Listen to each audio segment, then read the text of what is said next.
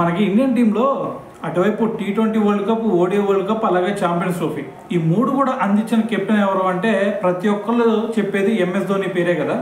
అయితే మరి ఇదే ఎంఎస్ ధోని మనకి ఇంటర్నేషనల్ క్రికెట్ నుంచి ఎప్పుడో 2020లో రిటైర్మెంట్ ఇచ్చాడు. సో దాని తర్వాత చూసుకుంటే కేవలం ఐపీఎల్లో మాత్రమే మరి కొనసాగుతూ ఉన్నాడు కదా. అయితే మళ్ళీ ఇప్పుడు 2020లో రిటైర్మెంట్ ఇచ్చిన తర్వాత మళ్ళీ ఇప్పుడు ఇండియన్ టీంలోకి రాబోతున్నాడు. మరి ఇండియన్ టీంలో కంటే ప్లేయర్గా రాబోతున్నాడు భయ్యా అంటే ప్లేయర్గా కాదు, ఒక మెంటర్గా రాబోతున్నాడు అని చెప్పేసి ఒక న్యూస్ అయితే బాగా నడుస్తూ ఉందన్నమాట.